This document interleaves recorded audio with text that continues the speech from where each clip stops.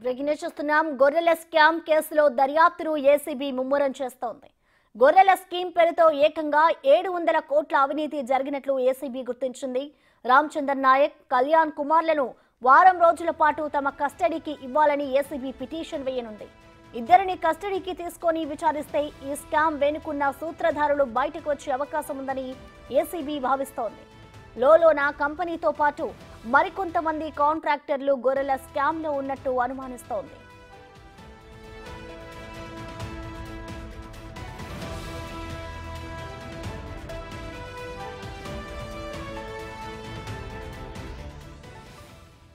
పశుసంవర్ధక శాఖలోని కింది స్థాయి ఉద్యోగుల నుంచి పై స్థాయి అధికారుల వరకు చాలా మంది పాత్ర ఈ స్కామ్ లో ఉందని ఏసీబీ అంచనా.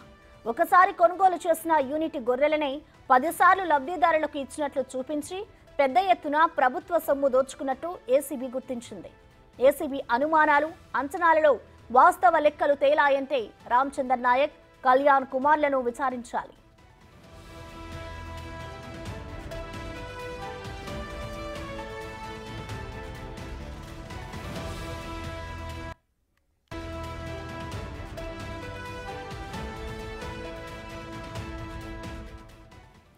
గొర్రెల స్కామ్ కేసులో దర్యాప్తును ఏసీబీ ముమ్మరం చేస్తోంది. గొర్రెల స్కీమ్ పేరుతో ఏకంగా 700 కోట్ల అవినీతి జరిగినట్లు ఏసీబీ గుర్తించింది. రామచంద్ర నాయక్, కళ్యాణ్ కుమార్లను వారం రోజుల పాటు తమ కస్టడీకి ఇవ్వాలని ఏసీబీ పిటిషన్ వేయనుంది. ఇద్దరిని కస్టడీకి తీసుకొని విచారిస్తే ఈ స్కామ్ వెనుకున్న సూత్రధారులు బయటకు వచ్చే అవకాశం ఉందని ఏసీబీ భావిస్తోంది. లోలోనా కంపెనీతో పాటు మరికొంతమంది కాంట్రాక్టర్లు గొర్రెల స్కామ్ లో ఉన్నట్టు అనుమానిస్తోంది.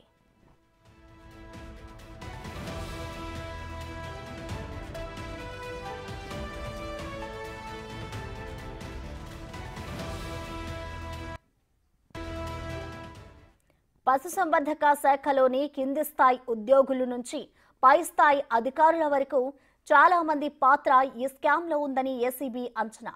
ఒకసారి కొనుగోలు చేసిన యూనిట్ గొర్రెలని 10 సార్లు లబ్ధిదారులకు ఇచ్చినట్టు చూపించి పెద్ద ఎత్తున ప్రభుత్వ సొమ్ము దోచుకున్నట్టు ఏసీబీ గుర్తించింది. ఏసీబీ అనుమానాలు, అంచనాలలో వాస్తవ లెక్కలు తెలియాలంటే రామచంద్ర నాయక్, కళ్యాణ్ కుమార్లను విచారించాలి.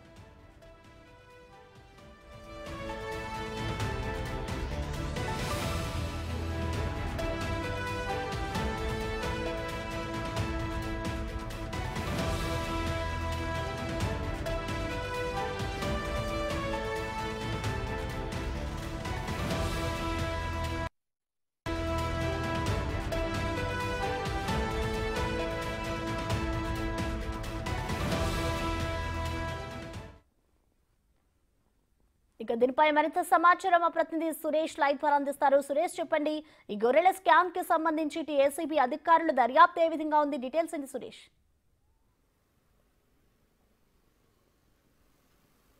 గొర్రెల స్కామ్లో కింది స్థాయి అధికారుల నుంచి పై స్థాయి అధికారుల వరకు కూడా అవినీతికి పాల్పడ్డట్టు ఏసీబీ అధికారులు గుర్తించారు. దాదాపు 4 నెలల నుంచి కూడా ఈ కేసుని దర్యాప్తు చేస్తున్న కొద్దీ అవినీతి డొంక మొత్తం కదులుతోంది. దాదాపు 700 కోట్లకు పైగా అవినీతి జరిగిందని చెప్పేసి కూడా ఏసీబీ గుర్తించింది. ఇప్పటివరకు దాదాపు 6,000 కోట్ల నిధులని ఈ గొర్రెల స్కీమ్కి గత ప్రభుత్వం విడుదల చేసింది. అందులో 700 కోట్లు పక్కదారి పట్టాయని చెప్పేసి కూడా గుర్తించింది. దీనికి సంబంధించి దర్యాప్తు కొనసాగుతుంది. కీలకమైన వ్యక్తులని అరెస్ట్ చేయడంతో ఈ అవినీతి దొంగ అంతా కూడా బయటికి కదిలింది.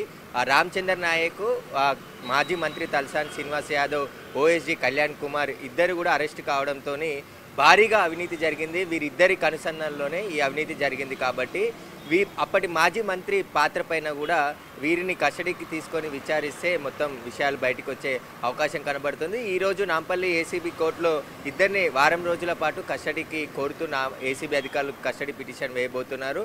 కస్టడీ అనంతరం ఒకవేళ రేపు కస్టడీకి అనుమతిస్తే వీరు రామచంద్ర నాయక్ను, కళ్యాణ్ కుమార్ని ఇద్దరిని కూడా కస్టడీకి తీసుకొని విచారించి మొత్తం పశుసంవర్ధక శాఖలో జరిగినటువంటి అవినీతి, అదేవిధంగా గొర్రెల స్కీమ్కి సంబంధించే 700 కోట్లు జరిగితే ఇంకా ఆవులు, బర్రెలు, అదేవిధంగా వెటర్నరీ విభాగంలో మెడికల్ డిపార్ట్మెంట్ కూడా ఉంది. అందులో వైద్యులకి సంబంధించి మెడికల్ కిట్లు, అదేవిధంగా పశువులకు ఇచ్చే మందుల దాంట్లో కూడా స్కామ్ జరిగినట్టు ఏసీబీ అనుమానిస్తుంది. దానిపైన కూడా ఏసీబీకి ఫిర్యాదులు అందాయి. అయితే ఈ గొర్రెల స్కీమ్కి సంబంధించి మొదట గొర్రెల కాస్ట్ ఒక యూనిట్ 1,20,000 ఉండేది. దాన్ని 1,60,000కు పెంచారు. అంటే ఎవరి అనుమతితో పెంచారు? ప్రభుత్వం అనుమతి ఇచ్చిందా? మంత్రి ఆదేశాలతో ఈ యూనిట్ కాస్ట్ పెంచారా?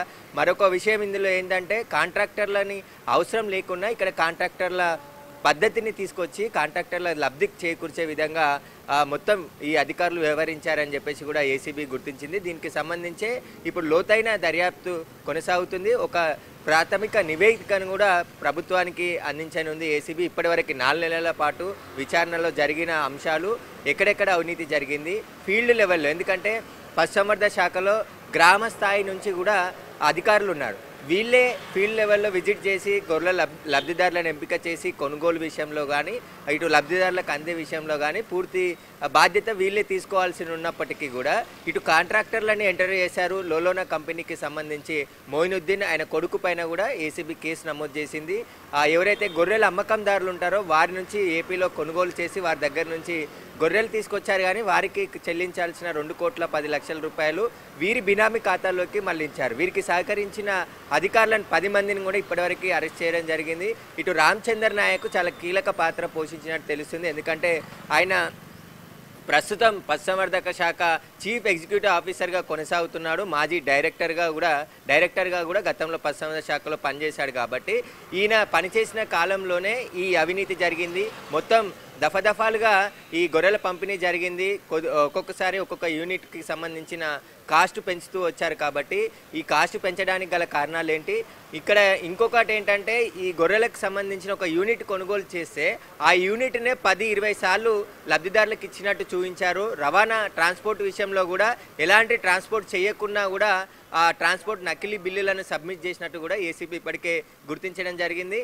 వెహికల్ 2 వీలర్ పైన కూడా గొర్రెలను తరలించినట్టు సబ్మిట్ చేశారు. ఈ వెహికల్ నెంబర్ని తనిఖీ చేయగా అప్పుడు అది 2 వీలర్ అని చెప్పేసి కూడా ఏసీబీ అధికారులు గుర్తించారు. అంటే ఎవరు ఇష్టానుసారం రాజ్యంగా పశుసంవర్ధక శాఖలో వాళ్ళు పనిచేశారు, అవినీతికి పాల్పడ్డారు. అసలు ప్రభుత్వం ఎక్కడ నిధులు కేటాయించడానికి సంబంధించి ఈ అధికారుల పాత్ర ఎంతవరకు ఉన్నది, దీనికి సంబంధించి పూర్తి దర్యాప్తు ఇప్పుడు చేస్తున్నారు. కాబట్టి ఏసీబీ అధికారులు ఇప్పుడు మాజీ మంత్రి తలసాని శ్రీనివాస్ యాదవ్కి సంబంధించిన ఇన్వాల్వ్మెంట్ కూడా ఉండుంటుంది. ఎందుకంటే ఆయన ఆదేశాల మేరకే ఈ లోలోనా కంపెనీ మోయినుద్దీన్కి సంబంధించిన కాంట్రాక్టర్తో పాటు మరికొంతమంది కాంట్రాక్టర్లు ఇల్లు ఎంటర్ అయినట్టు ఏసీబీ ఇప్పటికే గుర్తించడం జరిగింది. ఇప్పుడు మరో 10 మంది కాంట్రాక్టర్లు కూడా ఈ ఏదైతే గొర్రెల పంపిణీకి సంబంధించిన యూనిట్లకు సంబంధించి వాళ్ళ పాత్ర కూడా ఉన్నట్టు తెలుస్తుంది. అయితే ఫీల్డ్ లెవెల్లో లబ్ధిదారులను ఎంపిక చేసి వాళ్ళు మొదట డీడీ కట్టిన తర్వాత ఈ సబ్సిడీ అమౌంట్ అంతా కూడా ప్రభుత్వం చెల్లించే విధంగా జీవోను తయారు చేశారు. కానీ కాంట్రాక్టర్లు ఎంటర్ అయిపోయి వీళ్ళే లబ్ధిదారులను ఎంపిక చేసి అదేవిధంగా వీరికి సంబంధించిన అనుచరులని లబ్ధిదారులుగా పెట్టి బినామీలుగా డబ్బులు కొట్టేసినట్టు ఏసీబీ గుర్తించింది. దీనికి సంబంధించి పూర్తి స్థాయిలో దర్యాప్తు జరుగుతుంది. మొత్తం పశుసంవర్ధక శాఖను కూడా ప్రక్షాళన చేసే పనిలో ప్రభుత్వం ఉంది. దీనికి సంబంధించి ఎవరెవరు అవినీతికి బాగా పాల్పడ్డారనే దానిపైన ఒక రిపోర్ట్ కూడా తయారవుతుంది. కాబట్టి ఈ అధికారులపైన ఎలాంటి చర్యలు తీసుకోబోతారు ఇంకా ముందు, ఎందుకంటే ప్రస్తుతం కూడా మునుగోడు ఎలక్షన్ల సమయంలో ఈ గొర్రెల స్కీమ్కి సంబంధించి నేరుగా నగదు బదిలీ స్కీమ్ చేస్తామని చెప్పేసి కూడా గత ప్రభుత్వానికి ముందే తెలిసింది. ఈ అవినీతి జరుగుతుంది, నిధులన్నీ పక్కదారి పడుతున్నాయని చెప్పేసి గుర్తించి నగదు స్కామ్ తెచ్చారు. కానీ మళ్ళీ దాన్ని ఓవరెత్తిన మేరకు నగదు స్కామ్ ఉండదు, దానికి సంబంధించి స్కీమ్ని బదిలీ డైరెక్ట్గా గొర్రెలే అందిస్తామని చెప్పేసి కూడా ఆ నగదు బదిలీని కూడా పూర్తిగా వెనక్కి తీసుకున్నారు. అయితే దీంట్లో ఈ అధికారులే చాలా కీలక పాత్ర వివరించినట్టు తెలుస్తుంది. రామచందర్ నాయక్ సంబంధించిన ఆస్తులు ఆయన ఎక్కడెక్కడ కొనుగోలు చేశాడు, ఆయన ఉద్యోగంలో రాకముందు ఆయన ఆస్తులు ఇప్పుడు ఎన్ని ఆస్తులు సంపాదించాడనే దానిపైన కూడా ఏసీబీ దర్యాప్తు చేస్తుంది. ఇప్పటికే పశుసంవర్ధక శాఖలో ఒక లిస్టును కూడా ప్రిపేర్ చేసింది. ఎందుకంటే 4 నెలల నుంచి కేసు దర్యాప్తు చేస్తుంది. అనేక ఫైల్స్ని పరిశీలించిన తర్వాత ఈ 700 కోట్ల రూపాయల స్కామ్ జరిగినట్టు కూడా ఏసీబీ అధికారులు గుర్తించడం జరిగింది. ఇక లబ్ధిదారులు ఎవరైతే గొర్రెలు రాని లబ్ధిదారులు కానీ నాసిరకమైన గొర్రెలు గొర్రె పిల్లలు ఒక యూనిట్కి 21 గొర్రెలు, అంటే ఒక 20 గొర్రెలు ఒక పొడేల్ని యూనిట్గా నిర్ధారించారు. అందులో చిన్న పిల్లలు అంటే 2000 3000 విలువ చేసే గొర్రె పిల్లని కూడా ఇచ్చి అది గొర్రెగా లెక్క కట్టినారు అధికారులు అని చెప్పేసి లబ్ధిదారులు చెప్తున్నారు. కాబట్టి ఆ లబ్ధిదారుల నుంచి కూడా పూర్తి వివరాలు సేకరించనున్నారు ఏసీబీ. ప్రసన్న. థ్యాంక్